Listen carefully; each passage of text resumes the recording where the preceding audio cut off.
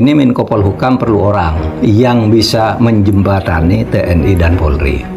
Dan diskusi-diskusi kami kecenderungannya ke Pak Mahfud. Kata Jenderal Senior ini? Iya. Karena ini benar. Saya dihubungi, tapi saya berkomitmen untuk tidak membicarakan itu dengan siapa. Kok bisa tahu nih bocor halus? Yang tahu kan hanya saya. Bersama pihak yang jenderal yang menghubungi saya itu. Jenderal ya? Iya. Oke, jenderal. Sangat senior. Kali ini muncul tentang keinginan pemerintah membentuk tim reformasi kepolisian, tim reformasi Polri. Pertanyaan wartawan, apakah Prof. Mahfud MD juga terlibat? Salah satunya itu, kata Mensesnek. Pak Mahfud dihubungin oleh istana soal ini? Iya, saya dikontak oleh Teddy. Saya percaya Khalid Basalamah itu korban.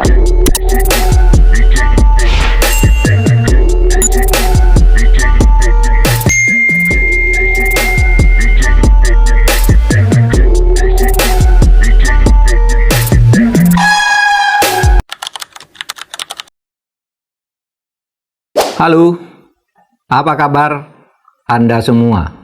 Kita kembali bertemu di Terus Terang, podcast di mana saya akan berbicara tentang berbagai isu secara terbuka dan tanpa tedeng aling-aling. Setiap pekan selalu saja ada peristiwa politik, hukum, dan pemerintahan yang menjadi sorotan publik, baik di media massa maupun yang masuk di kolom komentar media sosial saya. Semua saya cermati, dan dari sekian banyak peristiwa kita akan bahas beberapa isu yang menurut saya penting agar kita bisa melihatnya secara lebih jernih dan kita berpikir bersama tentang hal-hal tersebut. Baiklah, kita mulai. Silakan, mau tanya apa? Ya, baik Mahfud. Salah satu yang cukup besar menjadi pertanyaan atau komentar followersnya Pak Mahfud di media sosial itu soal pasca reshuffle kabinet. Atau bahkan proses-proses reshuffle dan pasca reshuffle kabinet. Ya. Misalnya sebagian mengatakan bahwa reshuffle ini belum menyelesaikan masalah, belum memenuhi tuntutan publik, kira-kira begitu Pak. Karena merasa bahwa ada hal-hal yang krusial yang dipertanyakan publik, tapi bukan itu yang disentuh oleh reshuffle. Tetapi orang seperti Pak Mahfud kan, ketika saya tanyakan apa komentar Pak Mahfud mengatakan 2 jempol, ya, terutama yang reshuffle terakhir. Nah, menurut Pak Mahfud, kalau dilihat bahwa publik masih mempertanyakan sebagian juga mengatakan ini sudah oke gitu, apa pandangan Pak Mahfud dengan komposisi kabinet terbaru pasca reshuffle jilid 2 ini? Sebelum ke komposisi kabinetnya, mengapa dulu saya memberi 2 jempol? Ya. Itu konteksnya karena pada waktu itu sesudah kerusuhan yang sangat mencekam itu, kan Pak Prabowo melakukan quick win, tindakan cepat. Tindakan cepat ya. Makanya Pak Mahfud mengapresiasi. Cepat. Pertama, dia segera perintahkan Polri dan TNI untuk segera meredakan situasi, dan betul berhasil, tidak sampai sehari dan selesai. Itu efektif menurut Pak Mahfud? Itu efektif, sehingga saya beri jempol 1. Satu waktu itu? Iya, jempol 2-nya sesudah dia melakukan reshuffle kabinet. Karena begini, Pak Prabowo itu dalam penilaian kami yang sering berdiskusi gitu, sebelum peristiwa itu tidak pernah peduli terhadap aspirasi masyarakat. Sehingga seperti saya katakan, di kampus di Jogja itu para dosen, guru besar itu sering berkumpul, kami mengatakan, udahlah, tidak usah diberi masukan lagi, tidak pernah sampai. Kalau sampai ke Pak Prabowo jawabannya beda, kalau disampaikan lewat menterinya tidak ngerti gitu. Udahlah, biar aja, nanti kan akan ada masalah sendiri yang menuntut. Jadi sempat agak frustrasi seperti itu ya? Iya, pertemuan di Jogja itu begitu, yang 27 Juli yang terakhir, dan itu kemudian terjadi di Agustus akhir kan. Kita sudah menduga ini akan terjadi sesuatu kalau begini, sudah biarin aja, nggak usah usul, nggak usah masukin. Tiba-tiba peristiwa itu terjadi, Pak Prabowo berubah, merespon dengan cepat, dan kemudian mereshuffle kabinet. Maka saya berikan jempol 1. Nah, jadi jempolnya 2. 1 ketika dia meredakan kerusuhan, yang kedua ketika kemudian mereshuffle kabinet. Kenapa? Karena dulu setiap kita mempersoalkan kabinetnya, Pak Prabowo selalu mengatakan menteri saya ini hebat-hebat. Nggak akan ada reshuffle gitu. Iya kan? Selalu dijawab begitu. Berbeda ya dengan penilaian masyarakat. Nah, sesudah peristiwa itu dia bertindak. Nah, makanya saya beri 2 jempol. Bagus langkah yang diambil untuk quick win ya. Tindakan cepatnya. Nah, tindakan yang berikut tentu saja menurut saya masih akan berlanjut penataan ini. Tetapi penilaian terhadap yang terakhir ini tentu tidak bisa memuaskan semua pihak ya. Banyak orang yang menganggap ya cuma itu aja gitu, tapi ada orang yang menganggap ini sudah berani benar gitu. Kalau dibandingkan dengan sebelumnya di mana tidak pernah ada aspirasi tembus, sekarang tembus. Ini lumayan banget lah kira-kira gitu. Lumayan banget bisa menghentikan siapa, Budi Ari, kemudian siapa lagi, Sri Mulyani, Budi Gunawan, BG, kemudian Menpora ya, Dito, Dito, dan itu sesuatu yang menurut saya oke banget, karena sebelum itu selalu dikatakan menteri saya hebat-hebat, kerja siang malam, mobilnya ndak ganti dan sebagainya gitu. Nah, menurut saya saat itu ini sudah aspiratif. Bapak menyebutkan nama-nama tadi, tapi kemudian yang belakangan diganti itu kan Menpora ya, Pak Erick Thohir dari Menteri BUMN menjadi Menpora, lalu Pak Samsudin yang tadi menjadi Menteri atau interim, itu sekarang sudah terpilih Menko Polhukam yang definitif, Pak Jenderal Purnawirawan Djamari Caniago. Nah, saya mau agak fokus ke Menko Polhukam karena kan sebagai orang yang pernah berada di posisi itu, Pak Mahfud concern di bidang politik, hukum, keamanan, Pak Mahfud melihat penunjukan Djamari Caniago seperti apa?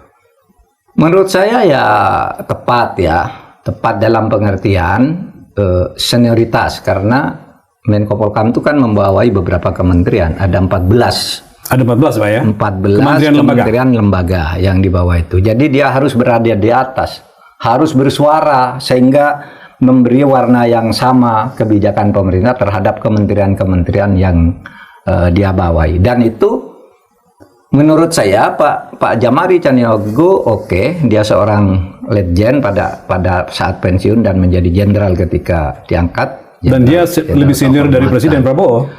Iya, dia lebih senior dari Presiden Prabowo. Jadi menurut saya oke, tinggal tidak sulit kok Menko Polhukam itu, tinggal keberanian untuk berada di atas opini yang berserakan, dan dia membuat opini yang lalu mewakili keseluruhan opini pemerintahan kita. Ya, menurut saya oke tuh ada di. Pertanyaan saya, seberapa strategis posisi Menko itu di mata Mahfud sekarang ini, Pak ya? Karena selain membawai ada TNI, ada Polri, ada Kementerian Pertahanan, ada Kementerian Dalam Negeri, Luar Negeri, kan Kominfo, besar semua, Kominfo dan segala macam. Di posisi sekarang ini, ketika Pak Prabowo pemerintahannya menjelang 1 tahun dan betul-betul disorot oleh publik, apa yang bisa diharapkan dengan Menko Polhukam baru ini? Sangat penting ya. Pertama, untuk menyerasikan langkah-langkah pemerintahan kita yang mewakili wajah Pak Prabowo sebagai presiden. Representasi gitu ya. Pak Prabowo dalam kebijakan-kebijakan presentasi Prabowo dalam kebijakan itu. Dan untuk itu mungkin chemistry-nya cocok Pak Prabowo dengan Pak. Oh, karena soal chemistry. Djamari, ya. Lebih kepada persoalan chemistry. Jadi bisa, dan mungkin Pak Prabowo cukup hormat lah ya kepada Djamari, karena kan lebih senior sedikit ya. Oleh sebab itu ya kita lihat saja bahwa kita ingin melihat Menko itu seperti elang lah yang ada di atas semua yang dibawahinya itu, lalu suarakan ini loh, Kominfo begini, kejaksaan begini, polisi begini, kasus ini kalau tidak menimbulkan kontroversi penyelesaiannya begini, penjelasan publiknya begini. Nah, saya kira Pak Djamari oke, karena satu hal yang menjadi sorot, saya potong Pak, satu hal yang menjadi sorotan publik ketika pergantian itu, ketika mencari-cari siapa yang tepat adalah soal sipil dan militer Pak, ya, sehingga orang merasa bahwa kalau militer di situ maka nuansa militer di sini makin kental, makin muncul. Padahal punya pengalaman di situ orang-orang sipil misalnya ketika itu dibutuhkan sekarang. Pak Mahfud melihat keberadaan sebagai seorang purnawirawan jenderal menangani persoalan itu, di mana persoalan demokrasi, penegakan hukum ini menjadi penting, bagaimana? Saya pada keperluan praktisnya saja, bahwa itu diperlukan seorang Menko yang kuat dan visioner di situ. Bagi saya diutamakan sipil, tetapi pensiunan TNI itu ya sudah sipil, pensiunan TNI Polri itu kan sudah sipil. Jadi tidak apa-apa menurut saya. Yang penting efektivitasnya aja di dalam bekerja. Oke, saya mau menanyakan lagi nih soal ini. Ini perlu saya tanyakan karena kan ketika menjelang penetapan atau presiden memutuskan siapa Menko Polhukam, nama Pak Mahfud muncul juga, Pak. Ya. Muncul juga, dibicarakan oleh publik, bahkan kencang sekali waktu itu ya. Saya juga menanyakan itu ke Bapak, ke Sambil. Tapi waktu itu Pak Mahfud menanggapi tidak clear kepada kita, dan juga mungkin tanggapan Pak Mahfud di beberapa media. Tapi lalu ada sejumlah media mengatakan bahwa Pak Mahfud itu didatengin oleh satu atau dua tokoh pemerintahan menanyakan, tapi lalu Pak Mahfud mungkin jawabannya tidak tegas atau apa, lalu disimpulkan tidak berminat atau apa? Bagaimana persisnya, Pak, supaya publik tidak muncul informasi yang tidak jelas di luar? Ya, baik. Saya agak kaget ketika bocor halus tanggal 13 September itu bercerita. Pada waktu itu Menko Polhukam belum ada, tapi masih kosong karena Pak BG sudah diberhentikan, calonnya untuk mengganti masih belum ada dan dirangkap oleh Pak Safri ya. Nah, tiba-tiba 13 September itu bocor halus bercerita podcast bahwa bocor halus ya. Podcast bocor halus Tempo ya. Bercerita bahwa Pak Mahfud sudah dihubungi tapi tidak memberi jawaban. Saya kaget, tahu dari mana ini? Gitu kan? Tahu dari mana ini? Karena ini benar, saya dihubungi. Benar, saya dihubungi, tapi saya berkomitmen untuk tidak membicarakan itu dengan siapa. Kok bisa tahu nih bocor halus? Ini halus betul maksudnya. Yang tahu kan hanya saya. Bersama pihak yang jenderal yang menghubungi saya itu. Jenderal ya? Iya. Oke, jenderal. Sangat senior gitu. Jadi betul tanggal 9 September itu saya tanggal 8 September malam itu ditelepon, ya. Bukan tanggal 7. 7 September? Iya, 7 September malam saya ditelepon. Oh, berarti malam menjelang pelantikan. Menjelang pengumuman reshuffle. Menjelang pengumuman reshuffle, saya ditelepon. Pak Mahfud di Jogja, di Jakarta? Di mana? Saya di Jogja. Ke sini katanya. Oleh Sang Jenderal. Oleh Sang Jenderal. Ke sini saya dapat. Saya di Jogja, Pak. Saya besok kuliah dulu, saya bilang. Lalu terus kapan pulang? Saya besok lusa pulangnya, gitu. Tanggal 8 saya tetap di Jogja, tapi sorenya ke sini, baru tanggal 9 ketemu. Ini Pak Mahfud cerita karena udah lewat masalahnya. Iya, karena sudah lewat. Okay. Dia bilang begini, Pak Mahfud, ini Menko Polhukam perlu orang yang bisa menjembatani TNI dan Polri. Dan diskusi-diskusi kami kecenderungannya ke Pak Mahfud. Kata jenderal senior ini? Iya. Saya tidak perlu sebut jenderalnya, tapi yakinlah karena bocor halus. Saya tanya, kamu tahu dari mana? Saya tahu dari orang yang tahu, katanya. Kamu ini halus betul, saya bilang. Iya. Jadi kalau mau tanya ke bocor halus saja siapa jenderal. Iya. Terus saya bilang, saya tidak jawab. Ketika apakah Pak Mahfud mau ke situ gitu. Saya tidak jawab karena apa? Karena begini, saya dulu kan sudah menyatakan komitmen. Standar etik saya, jabatan di pemerintahan ini harus diduduki oleh mereka yang menang, yang berkeringat secara politik. Saya kan tidak. Itu standar etik. Standar etik saya sudah diumumkan tanggal 22 April ketika diputus oleh MK, kan banyak yang tanya, Pak mau masuk enggak? Ini standar etik. Iya. Etikanya itu yang menang, yang berkeringat untuk Pak Prabowo kan banyak. Sedangkan saya berkeringat untuk diri saya sendiri. Saya enggak mungkin saya ingin masuk ke situ, tidak etis gitu. Kecuali saya bilang nanti ada pembicaraan apa. Kalau memang di sana tidak ada sama sekali gitu, baru ke saya. Tapi kan banyak yang lebih hebat dari saya di sana, banyak yang sudah berjuang. Jadi oleh sebab itu pada saat ditanya oleh jenderal itu saya enggak jawab. Saya bilang nanti adalah kita pikirkan gitu. Kan kabarnya kan masih akhir Oktober begitu ya. Jadi jawabannya agak mengambangkan. Ngambang saya tidak bilang. Anda nggak enak juga menolak. Nggak enak menolak. Kalau menolak sombong banget nih orang. Tapi kalau mau nggak tahu diri juga nih orang kan gitulah. Iya. Terus habis itu saya pulang ke Jogja lagi. Saya sekarang kan banyak di Jogja.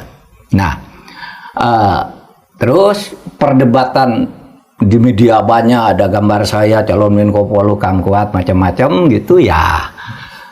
Saya di Jogja aja, banyak wartawan tanya, teman nelpon, enggak saya jawab gitu ya. Karena saya katakan, saya kalau mau menjawab seperti saya katakan jawaban saya ketika beberapa hari sebelumnya ditanya oleh Leon Hartono melalui podcastnya Overpost. Oh, di Overpostnya ya, Leon. dia kan tanya, kalau Bapak ditawari gimana? Saya enggak jawab kepada Anda, saya bilang. Saya jawab kepada orang yang berwenang biar sopan. Kalau saya enggak mau, biar tahu alasannya. Kalau saya mau, mengapa? Kan gitu. Jadi saya enggak jawab. Kemudian juga pada 11 September saya juga ditanya hal yang sama oleh Denny Sumargo. Curhat banknya Denny Sumargo. Curhat bank gitu. Kalau Pak Mahfud ini misalnya ditawari gitu, mau ndak? Saya bilang, saya ndak tahu jawabannya karena tidak ada yang nawari. Saya bilang kan. Padahal itu sudah tanggal 11. Iya, iya.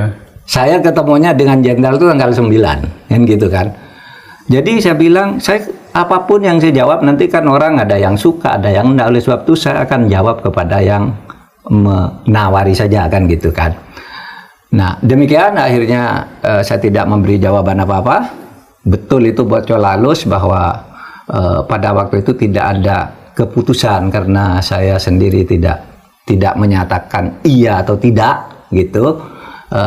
Saya tetap berpegang pada standar etik yang dulu saya katakan. Kalau masih ada yang bagus di sana, kenapa kok ngambil di luar? Saya kan orang luar dari gerakan politik itu kan. Nah, saya orang luar. Saya potong Pak. Ada standar etik satu masalah, tetapi kan juga pertimbangan sejumlah kalangan. Pak Mahfud itu kan rajin memberikan masukan bahkan kritik ke pemerintah, merepresentasi pemikiran orang-orang sipil gitu ya, yang punya dasar pemikiran dan landasan akademik yang kuat. Kan melihat negara membutuhkan itu. Tidak terpikir ke Pak Mahfud bahwa ini waktunya saya membantu di dalam bukan di luar gitu. Banyak sekali yang menyampaikan itu. Pak Mahfud, Anda jangan bicara di luar, beri warnalah sedikit gitu. Kan saya kira di podcast saya semuanya begitu komentarnya. Komen-komennya itu Pak. Makanya saya tanya ke Bapak. Harus masuk katanya. Tapi saya sendiri loh. Di samping juga kalau saya masuk apa bisa. Tetapi saya bilang tetap saya nanti akan berikan jawaban. Saya kan tetap mengabdi kepada bangsa dan negara. Kan bisa di dalam, bisa di luar. Saya di luar juga sering berbicara dan bisa menjadi rujukan sedikit banyak ya. Ya kan sama aja dengan di dalam kan gitu. Nah, oleh sebab itu terpikir juga oleh saya daripada cuma ngomong doang di luar, berilah warna sedikit.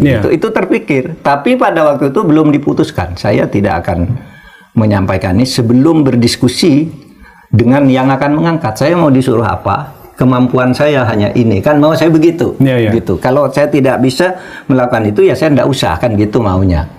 Selesai ya, saya tidak menjawab sampai akhirnya ada pelantikan. Nah itu aja kalau ceritanya. Saya ditawari itu benar adanya. Clear Pak, berarti publik jadi tahu sekarang. Iya. Nah saya mau teruskan Pak, masih tentang permintaan untuk berkontribusi ke dalam pemerintahan Pak Prabowo. Kalau tadi tidak di Kemenko Polhukam atau mungkin juga Pak Prabowo punya pertimbangan lain sehingga memilih calon atau menteri lain. Kali ini muncul tentang keinginan pemerintah membentuk tim reformasi kepolisian, tim reformasi Polri. Kita mendengarkan dalam 2-3 hari terakhir, Istana mengatakan bahwa ini dibentuk dan melibatkan orang luar. Lalu pertanyaan wartawan, apakah Prof. Mahfud MD juga terlibat? Salah satunya itu, kata Mensesnek. Pak Mahfud dihubungin oleh Istana soal ini? Iya. Jadi sudah dihubungin? Ini mungkin agak dramatis. Gimana Pak? Ya. Jadi begini, pada tanggal 15, jam 5 sore. 15 jam 5 sore, oke. Saya dikontak oleh Teddy Indra Seskap. Teddy. Profesor ada di mana katanya? Ada apa? Saya bilang. Saya mau menghadap malam ini. Kata Teddy. Oh, oke. Terus, saya di Jogja. Kapan kembali ke Jakarta? Saya besok kuliah dulu dong di kampus. Kalau mau ketemu, ya besok jam 4 sore gitu. Oke? Apakah mau Anda bicara di telepon apa? Mau ketemu, saya mau ketemu. Jawaban Pak Mahfud kesannya nggak mau, padahal orang semua pengen ketemu Teddy untuk urusan jabatan dan permintaan. Terus gimana Pak? Oke. Kenapa banyak? Saya mudah ketemu Teddy, nanti saya ceritakan. Akhirnya, saya kuliah dulu di peresmian Kahar Musyakir rumah peradaban Karmel Sakti. Oh, Bapak ngisi acara di situ Ngisi ya? acara, Ngasih saya ceramah speech di situ. peradaban Oke. Islam dan peradaban ilmu gitu. Habis itu saya ke Jakarta, baru sorenya sampai di kantor. Saya bilang Tanggal 16 berarti ya? ke Teddy. Pak, saya bilang Pak Teddy nih. Pak Teddy, saya bilang, saya sudah di Jakarta. Saya mau ketemu, Anda mau ketemu saya ke kantor Anda atau ke sebuah kafe di tempat lain atau ke kantor saya. Saya ke kantor Prof aja gitu. Nah, demikianlah jam 17.30, jam 16.30 Teddy datang ke sini nih, ke Keramat. Studi kita, ke Keramat ini. Ke Keramat, Iya, dia iya, datang. Teddy itu udah lama kenal. Ya seperti kalau umurnya seperti anak saya yang kedua, Iya, masih muda ya. Masih muda. Tapi seperti adik saja bagi saya dan sering berhubungan gitu. Sejak zaman saya Menko Polhukam, Pak Prabowo Menhan. Nah, kalau mengantar apa-apa, pesan atau apapun, dia datang ke saya. Saya disuruh Bapak begini. Kalau mau nelpon, juga Teddy yang menelponkan ke saya gitu. Jadi saya sudah sering biasa, sekali berhubungan akrab. dengan, ya. Terus saya bilang, saya dulu panggil Mas, tapi sekarang panggil Karena sekretaris kabinet, jadi panggil karena Pak dia Teddy. sekretaris kabinet, dia panggil sini Pak gitu. Jangan panggil Pak, katanya. Kata Teddy. Iya, kata Teddy. Iya, Saya iya. kan muridnya Bapak. Iya. Saya belajar pada Bapak banyak gitu. Memang sejak Pak Prabowo jadi presiden, komunikasi saya dengan Teddy sering gitu ya. Kalau misalnya saya ulang tahun, Pak Prabowo kirim bunga, dia kirim bunga. Kalau waktu ibu saya meninggal itu bunganya Pak Prabowo dan Pak Teddy itu ada datang saat awal sebelum saya sampai ke lokasi, bunganya udah ada gitu. Jadi di tengah Bapak mengkritik pemerintah ngasih Oh, iya. masukan, hubungan dengan itu masih lancar Dengan berarti ya? Teddy lancar, dengan Pak Prabowo lancar. Pak Prabowo selalu ngirim kado, ngirim bunga gitu, tanda tangan sendiri. Hari raya misalnya kirim parcel biasa Pak Prabowo selamat hari raya gitu. Artinya hubungan pribadi dengan Pak Prabowo itu jalan, apalagi dengan Teddy. Kalau ada sesuatu pernyataan saya di media, di TikTok apa menarik bagi dia, lalu di capture, dikirim ke saya. Saya sangat suka ini Prof gitu. Saya ingin berguru. Ini gitu. Seskap ya, ini sekretaris kabinet ini ya? Seskap gitu. Iya, Jadi orang kan menganggap itu kok ketus sekali tuh si Teddy kalau di TV. Enggak tuh. Enggak, kadang-kadang gambar ketusnya yang muncul, Pak. Kadang-kadang juga gambar bagusnya. Itu termasuk pilihan hater atau lover aja, Malah Pak. berita-berita tentang reshuffle apa Iya. itu kan, Teddy enggak datang, hanya telepon katanya, hanya ditelepon Teddy katanya. Nah ke saya datang karena saya sama dia baik seperti adik. Dan dia diutus oleh presiden, Pak. Dia diutus oleh presiden waktu itu. Nah disitulah kami diskusi banyak. Tetapi yang ingin saya pastikan dari diskusi yang panjang itu, saya hanya menyampaikan konfirmasi satu hal, bahwa saya menyetujui seluruh rencana Pak Prabowo untuk reformasi, dan saya bisa ikut membantu dalam tim reformasi Polri saja. Dari sekian banyak tuh kan ada politik, ekonomi, Ya, reformasi RUU politik. perampasan aset, pilkada dan macam-macam Itu disebutkan oleh Teddy? Kan masih banyak. Saya yang nyebutkan Oh, Pak ya. menyebutkan. Oke, Ini lalu? kan banyak. Dia bicara begini yang saya katakan. Prof katanya, Pak Presiden kirim salam. Iya, Pak Presiden sehat kan? Saya bilang, tolong dijaga. Itu menjadi nyawanya Republik sekarang. Saya bilang, tolong jaga kesehatan beliau, jangan terlalu lelah juga. Gitu saya bilang. Presiden mau minta bantuan. Mau ndak Prof Mahfud membantu Presiden? Karena Presiden akan mengadakan reformasi kepolisian dan sebagainya. Lalu iya saya tahu Pak Prabowo itu sekarang sudah punya tugas menyiapkan reformasi politik, undang-undang pemilu, ya kan harus diubah semua tuh karena sudah tidak ada threshold dan sebagainya, undang-undang pemilu, kemudian masalah susunan DPR, MPR, undang-undang kepartaian, undang-undang banyak. Saya bisa bantu itu tadi, saya bilang di reformasi Polri. Gitu. Saya berpikir begini, saya kan tidak boleh juga sok gitu ya. Saya milih apa kan, saya harus berkontribusi juga kepada negara. Kak, saya ini orang NU Ahlus Sunnah wal Jamaah. Itu dalilnya itu mala yudroku kulluhu la yutroku kulluhu. Kalau engkau nggak mampu ngerjakan itu seluruhnya, Jangan tinggalkan seluruhnya. jangan tinggalkan seluruhnya, ambil yang bisa ambil. Nah, di sini saya bisa. Iya, Saya itu dari bilang. Pak Mahfud tuh, ya. Jangan yang lain, di sini saya bisa. Itu kaidah usul fikih ya. Kaidah usul fikih gitu. Itu selalu saya pakai. Saya ini bukan seorang nihilis yang menganggap kerjaan pemerintah nihil, ada baiknya. Saya juga bukan seorang fatalis yang menganggap ya udahlah sana-sana aja semua, biar apa? Saya begini-gini aja, enggak usah ikut campur, aman nyaman gitu. Itu tidak boleh juga, ya kan? Negara ini sudah banyak memberi kepada saya, sehingga saya katakan yang bisa saya kerjakan, saya bantu itu urusan Polri, reformasi Polri. Malah waktu itu janjinya Pak Mahfud nanti akan dipanggil oleh Presiden Jumat. Oh, Jumat kemarin sebelum berangkat ke luar tapi negeri. Kamis malam itu Teddy kirim WA ke saya, Prof, mohon maaf besok enggak jadi karena kami mau berangkat ke New York, mau ke situ. Oh iya, enggak apa-apa, kebetulan juga saya waktu itu sorenya harus terbang ke Jogja, gitu, karena ada ceramah lagi malamnya di sana. Nah itu ceritanya soal reformasi Polri. Confirm bahwa undangan istana itu Pak Mahfud sudah jawab dan mengatakan bersedia untuk ikut. Tetapi tidak bicara posisi ya. Saya ingin membantu itu kan bisa juga ngasih bahan. Karena saya sudah pernah membuat itu ketika Polhukam. Ya nanti kita lihat pada posisi apa. Tetapi saya punya beberapa catatan penting. Kalau mau reformasi Polri, sungguh-sungguh. Sebelum ke catatan Bapak yang sungguh-sungguh mereformasi Polri, saya mau teruskan sedikit soal jawaban Bapak bersedia. Pak Mahfud tidak khawatir dicap orang ini Pak Mahfud selama ini berada di luar kita, ternyata mau juga menerima tawaran meskipun itu hanya tim reformasi. Nggak apa-apa. Nggak apa-apa, itu resiko. Itu biasa saja, biasa saja. Tim reformasi Polri itu kan ad hoc. Paling lama 2 bulan.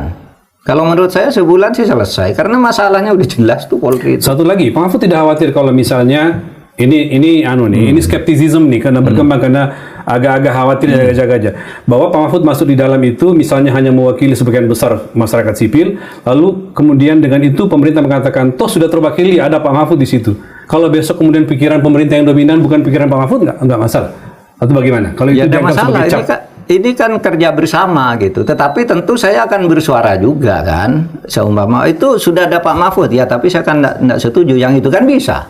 Kalau memang kalau memang keterlaluan, kalau memang hanya benar-benar. Jadi Anda akan bebas mengatakan apa sesuai. Iya, tapi sesuai itu maksudnya. tidak etis kan kalau saya katakan saya tidak setuju itu.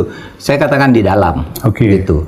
Tapi tentu saya akan bicara secara tidak langsung perbaikan-perbaikan yang harus dilakukan tuh ini. Itu namanya reformasi. Saya tidak setuju dengan pandangan misalnya harus dibongkar total. Enggak, karena nah ini masuk ke substansi tadi Pak ya. Iya. Nah, apa Pak? Dalam kacamata Pak Mahfud, kalau apa yang menjadi hal penting yang kalau harus teorinya diinformasi itu memperbaiki kan penegakan hukum teorinya itu kalau penegakan hukum itu menurut Friedman kan 3. 1 substance, isinya, aturannya. Yang kedua structure, aparatnya. Lalu yang ketiga culture. Nah, di lingkungan Polri sendiri saya diskusi dengan beberapa seniornya ada 3. Tidak ada substance, yang ada structure, culture, dan instrumen. Struktural, kultural, dan instrumental. Nah, struktural ini udah jadi, udah selesai, tidak ada masalah. Polri kan sudah lepas dari TNI, itu kan strukturalnya selesai, dan sudah ada undang-undang yang waktu ini oke, tidak ada masalah. Lalu instrumental, berbagai aturan-aturan dalam bentuk undang-undang, perkap, dan macam-macam itu sudah banyak dan bagus aturannya. Masalahnya kultural ini. Polisi ini kehilangan kultur, budaya pengabdian. Nah, sehingga saya tidak banyak sebenarnya yang perlu dirombak, karena aturan apapun yang dicari tentang Polri yang bagus tuh gimana sih, sudah ada semua di undang-undang. Ada di Eka Prasetya, Pesatya Polri, ada Tribrata, itu semua kan sudah ada semua, prinsipnya sudah ada, aturannya sudah ada, tapi kulturnya kok buruk. Kesan orang kalau polisi itu memeras, kemudian membacking ini. Yang terpenting tidak ada meritokrasi, sehingga orang-orang baik itu susah. Kultur buruk menyebabkan tidak ada meritokrasi. Kira-kira Tidak gitu. meritokrasi. Siapa yang ingin dapat jabatan ya punya kedekatan dengan pimpinan di berbagai level atau membayar. Gini loh, saya dulu punya pengalaman, punya teman polisi bagus, mantan Kapolres gitu. Menurut saya bagus. Namanya Aris, sudah meninggal sebulan. Almarhum, tahu. Kombes Aris. Kombes Aris. Iya. Dia mau ikut Sespim di Polri itu, ya. Apa itu untuk bisa naik ke bintang 1 tuh kan ada pendidikannya sendiri. Berkali-kali daftar ditolak. Kenapa? Ya yang saya dengar, susah sana kalau nggak pakai gini. Nah, nanti kita dalami nih dia Sampai akhirnya apa? Aris Sandi ini saya titip ke Panglima, ke Andika, sehingga dia ikut di Sesko di sana, menitip supaya bisa ikut sekolah. Iya, saya bilang Pak Panglima, Pak Andika, saya punya teman nih polisi, ya bagi saya baik sih, relatif baik, nggak ada polisi baik bener. Ini baik, dia mau ikut berkali-kali daftar di Polri agar bisa menembak sertifikat untuk masuk ke bintang 1 itu, nggak bisa. Siapa namanya? Aris, sudah ikut saya. Itu peraturannya kan bisa ikut di Polri kan dulu ABRI kan. Oh, pakai jalur TNI jadinya ya? Dia ikut TNI. Dari polisi ke TNI. Iya, saking susahnya dia masuk di polisi. Itu pun kemudian untuk promosi ke bintang 1 ya. Untuk promosi berikutnya gitu ya. Apa namanya? Konbes apa itu yang sebelum ke bintang 1 itu. Itu susah. Sampai sekarang meninggal. Itu contoh. Gitu ya. Susah tak hanya aja Aris Sandi itu masuknya di situ karena masuk lewat jalur yang resmi itu susah sekali. Ya, artinya pemahaman Pak Mahfud tentang polisi dan bagaimana harus diinformasi ini ada banyak hal yang sudah dimiliki. Iya, harus ada kedekatan. Jadi ada banyak contoh-contoh yang sudah terjadi di lapangan yang kira-kira Pak Mahfud bisa memberikan nggak ada meritokrasi gitu. Orang yang sudah dipecat gitu tiba-tiba masuk lagi bekerja di sana. Ya. Jangan apa namanya? Saya dulu si Broto Seno tuh ya. Ingat Broto Seno yang kasus pertahanan di KPK. Iya, begitu lepas dari penjara mau diangkat lagi kan? Pakai aturan ini pasal sekian memungkinkan karena dia belum pernah dipecat. Oh, saya berteriak waktu itu sama Menko Polhukam, masih powerful lah kalau bicara. Saya teriak, nggak bisa, nggak jadi. Tapi saya dengar sekarang ini itu kasus yang memeras penonton dari Malaysia itu, itu kan dipecat. Tapi sekarang masuk lagi ke suatu tempat di lingkungan Polri. Setelah dipecat, masuk lagi. Ini kita cek nanti, ya. Yang seperti itu tuh. Dan ada lagi narkoba gitu, terlibat narkoba dipecat, ya. Apa namanya? PTDH, pemerintahan tidak dengan hormat, tiba-tiba ada suatu kantor lagi menjadi staf khusus lah, menjadi tenaga ahli lah, menjadi apa lah gitu, ya. Nah, ini semua persoalan kultur berarti Pak Mahfud ya, yang kultur kan. Jadi penyalahgunaan kewenangan di lapangan, tindakan di lapangan segala macam itu rata-rata karena didasari oleh kultur yang tidak baik. Sehingga kemudian kacau Polri lalu ngato aja menjadi politis sekali. Saya harus dekat dengan ini karena ini yang besok mau jadi Kapolri, harus dekat ini karena ini yang mau jadi Kapolda. Akhirnya dekat gitu. Ini pernyataan mantan Menko Polhukam sekaligus mantan Komisi Kepolisian ya Pak ya. Ya begini lagi nih contoh. Saya punya pembantu di rumah, lulusan S1. Kan curi-curi kerja, jadi dia sekolah masuk S1 belum lulus, enggak mampu lanjutkan kerja di tempat saya.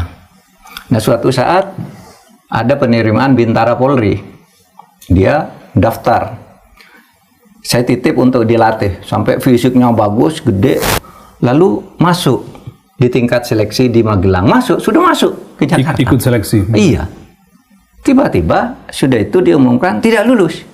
Padahal kita sudah tahu nilainya tuh tinggi. Lalu saya telepon ke bagian SDM, Pak, saya ini. Oh Pak, tolong kirim datanya. Kalau sudah masuk dari sana sini masuk kok. Pak Mahfud ngecek lah kira-kira gitu. Saya ngecek ke pejabat yang tinggi di situ lah. Saya ambil kartu namanya ini. Lalu sudah kamu tenang, saya bilang, karena kamu sudah masuk di sana. Tapi penentuan akhir memang di Mabes. Tahu enggak, sesudah itu sudah saya kirim, enggak masuk anak ini. Lalu saya tanya, kenapa enggak masuk? Katanya buta warna. Loh, dulu waktu daftar kan sudah dites matanya. Lalu saya suruh cari dokter, 2. Kamu cari dokter mata, 2. Mencari second opinion. Iya, second opinion. Third opinion. Yang kedua, kamu buta warna enggak? Enggak. Ke rumah sakit sana buta? Tidak buta warna. Saya komunikasikan, ini tidak buta warna, kenapa? Nilainya bagus, fisiknya bagus karena dilatih gitu. Pak, ukuran buta warna di sini beda, Pak. Jawabannya begitu. Standarnya beda kalau untuk jadi polisi itu, katanya. Waduh. Saya tidak percaya penjelasannya, tapi saya anggap selesai. Tidak bisa saya masuk ke soal itu lagi. Itu soal kultur, gitu. Bukan soal struktur, bukan soal instrumen. Pak Mahfud komit akan menyelesaikan itu, membereskan itu ketika masuk di dalam. Oh, enggak tahu saya bisa membereskan apa tidak, saya tidak tahu. Tetapi saya akan menyampaikan bahwa masalahnya ada di kultur. Masuk ke politik, masuk ke ini dan sebagainya itu kan. Lalu di polisi terkotak-kotak. Padahal saya katakan setiap saya ke daerah itu polisi itu baik-baik loh yang di bawah itu. Makanya saya membela kemarin habis-habisan. Jangan dong polisi dibenturkan dengan rakyat, dibenturkan dengan TNI itu. Mereka itu berkorban, pertaruhkan nyawa. Ada juga polisi yang menjaga demo, tiba-tiba anaknya ikut demo di situ. Coba bayangin betapa baiknya polisi itu, anaknya ikut tapi dia sendiri berhadapan dengan anaknya kan, karena tugas yang harus karena tugas gitu. Kok lalu polisi mau disepelekan, mau direndahkan begitu? Nggak boleh, saya bilang. Apalagi kalau di dalam kaidah fikih itu ya lebih baik kita punya polisi yang tidak baik dalam 60 tahun daripada sehari saja tidak ada polisi, kan gitu dalilnya yang selalu Pak Mahfud sering mengatakan itu ya. Iya, karena negara udah hancur duluan dengan satu hari tidak punya polisi. Komitmen kita ini kan negara, bukan orang gitu.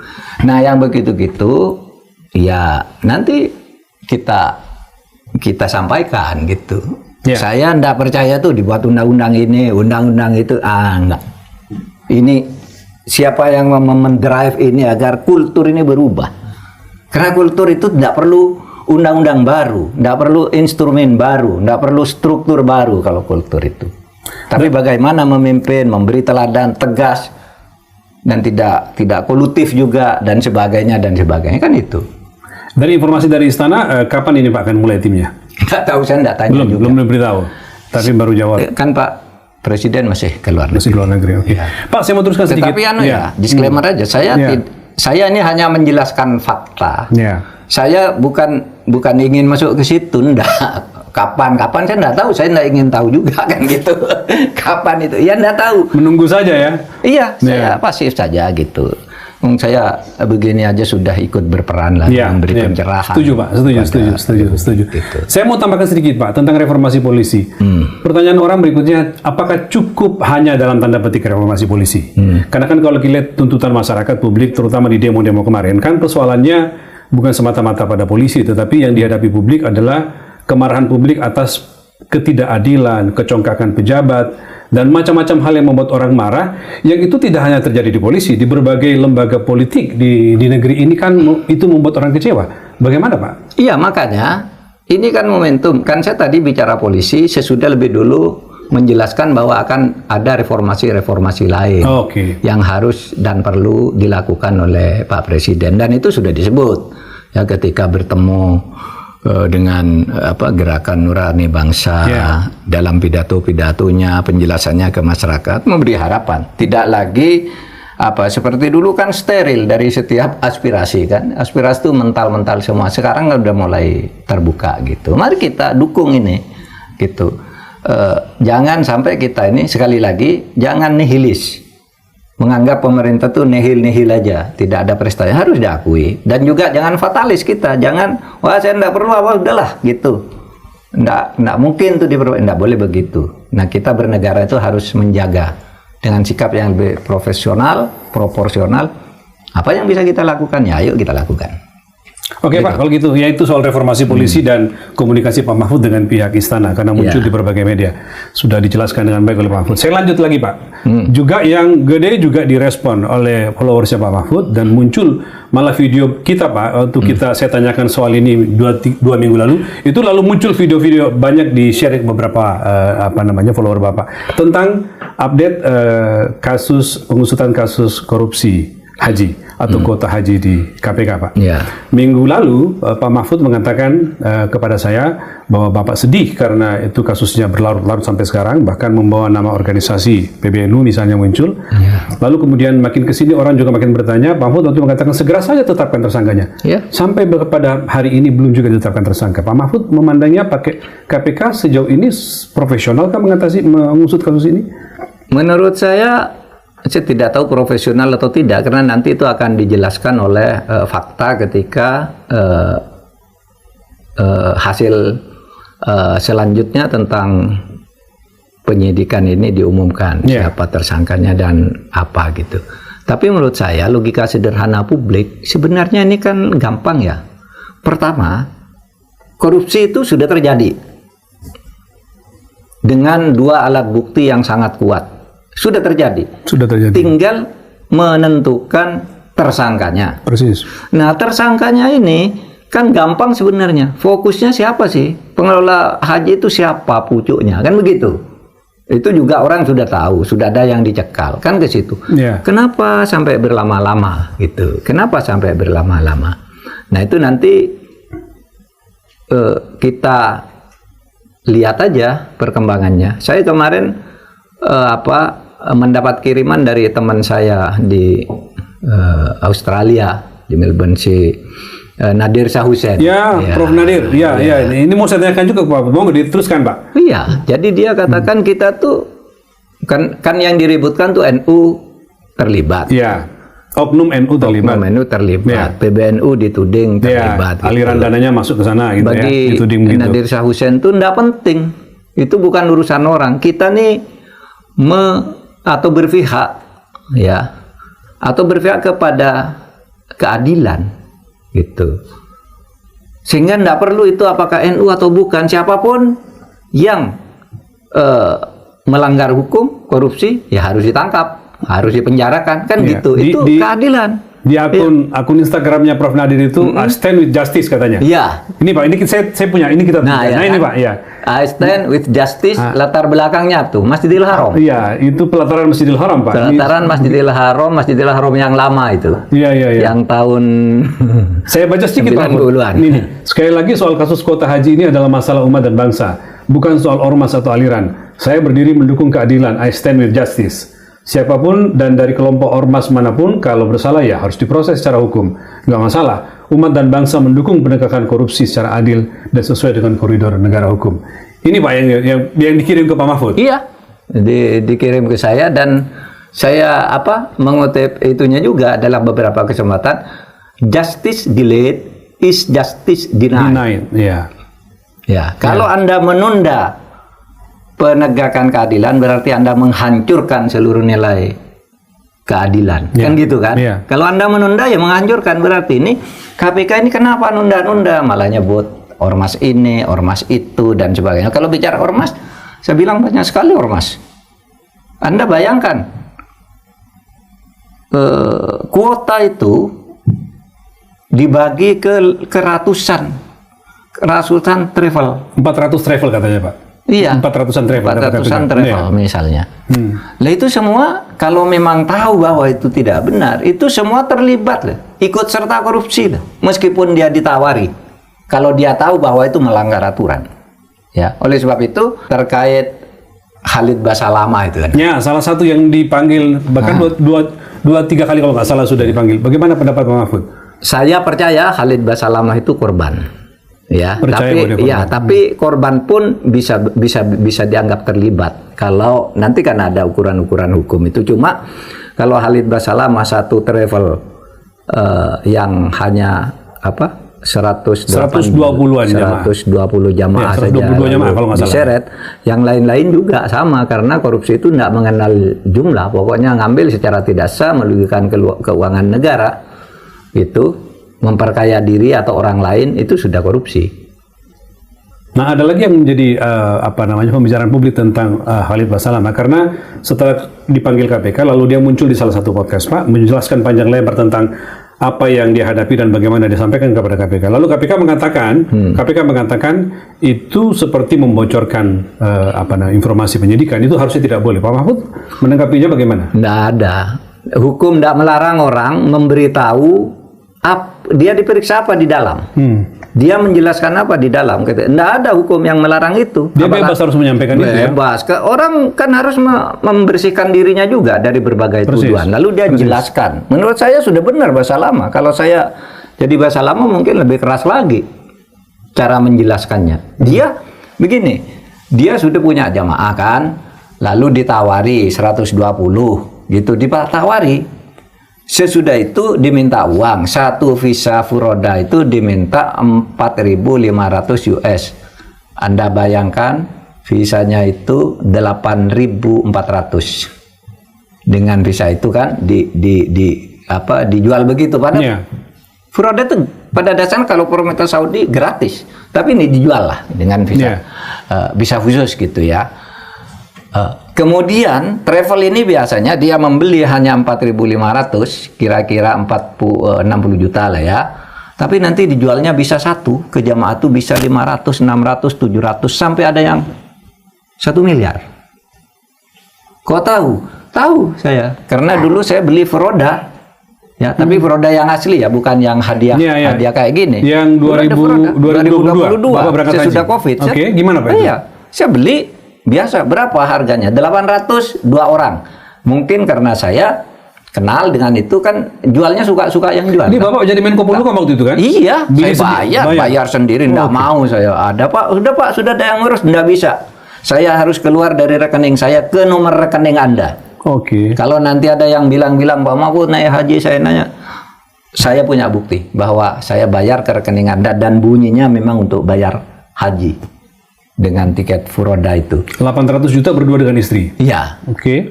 Yang teman saya itu 720 juta. Ada bahkan yang 1M belinya. Itu.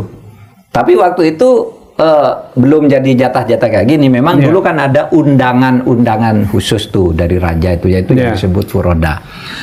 Nah, yang ini kan dia dipaksa. Ini Pak, kamu kasih 120 lalu ditarik uang 4.500 per kepala, bayar kan dia, bayar Pak Basalamah ini. Tapi sesudah sampai di Mekah katanya itu ternyata seperti yang dijanjikan, hotelnya beda, tempatnya beda, dan pada waktu yang bersamaan muncul di sini pansus di DPR bahwa furoda ini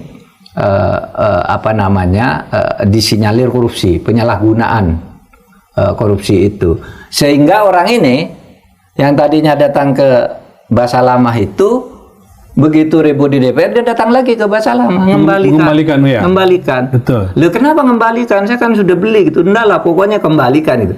Itu saja sudah bisa disimpulkan bahwa itu korupsi.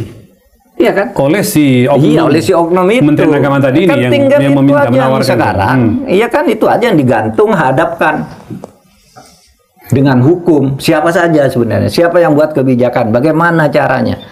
Nah, sebenarnya kan sesimpel itu sebenarnya. Sehingga tidak perlu berlama-lama Pak ya. Perlu berlama-lama. 1 bulan lebih setelah masuk tahap penyidikan sampai sekarang satu pun nggak ada. Itu merusak ormas di dalam, goncang loh. Persis. Ormas itu. Coba kalau segera diumumkan, tapi itu ormas bisa berkonsolidasi. Siapa di antara kami ini yang tidak benar dan seterusnya kan bisa. Ini terus ormas di antara anggotanya, antar pengurusnya bertengkar. Ada yang tidak lagi saling tegur, ada yang saling sindir di depan publik, gitu. Dan tidak hanya satu ormas, Pak. Setelah menyebutkan PBNU, lalu kemudian bicara lagi, KPK mengatakan bahwa ada aliran dana masuk ke Dirjen Haji. Yang orang tahu Dirjen Haji itu adalah Bendahara Umum Muhammadiyah, Pak. Jadi dua ormas besar nih yang jadi. Nah, itu sebabnya mungkin KPK nggak usah terlalu lama-lama menggantung nasib orang. Orang itu sebenarnya kalau belum ditetapkan tersangka, tersiksa juga loh. Disebut terus tiap hari kan. Artinya Pak kalau ditetapkan tersangka kan sudah namanya korupsi, harusnya segera korupsi dituntaskan gitu. Jangan siapapun dia harus dituntaskan, tapi jangan berlama-lama dengan membuat ketidakpastian. Jangan menimbulkan kesan terjadi politisasi. Gitu ya. Sehingga Malah bisa nanti menimbulkan fitnah. Jangan-jangan ini ada pemerasan gitu. Padahal tidak mungkin lah ada kasus yang sudah begini ada pemerasan lagi dari oknum di KPK. Oke, Pak. Ya, mungkin ya. Ya. Pertimbangannya itu kalau orang dapat itu seperti bahasa lama. Ada mensrea enggak untuk korupsi? Pertanyaannya mensrea itu apa? Mensrea itu niat.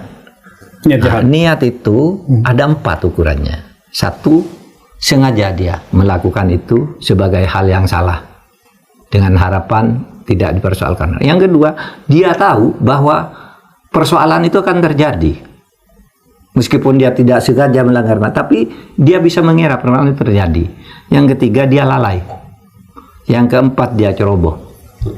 Sehingga bisa saja nih yang bahasa lama masuk di salah satu ini, itu bisa saja dijerat. Tapi persoalannya kalau begitu akan ada 400 travel. Iya. Iya kan? Karena harus fair buat semuanya. Mungkin di situ KPK sedang membuat kriteria. Ya kan? Selain pelaku-pelaku utama, siapa yang mendapat hadiah seperti itu yang kemudian dikembalikan atau tidak dikembalikan. Yang satu travel besarnya kan udah dicekal. Itu udah dicekal. Nah, yang kecil-kecil kayak bahasa lama yang hanya mendapat 112, ada yang 50, mungkin ada yang 10 dan sebagainya. Malah mungkin ada hadiah kan? Karena kamu dapat dari Kementerian Agama, tolong dong itu kiai ini dibayari, itu juga sama loh. Tidak boleh gitu. Itu merampas hak-hak orang yang memang berhak. Untuk itu. Gitu. Oke, Pak Mahfud. Oke. Saya kira cukup, Pak, minggu ini. Makasih. Sekian dulu untuk edisi minggu ini. Kita bertemu lagi nanti di Terus Terang pekan depan. Teruslah berkarya, teruslah peduli, dan jangan pernah lelah mencintai Indonesia. Selesai.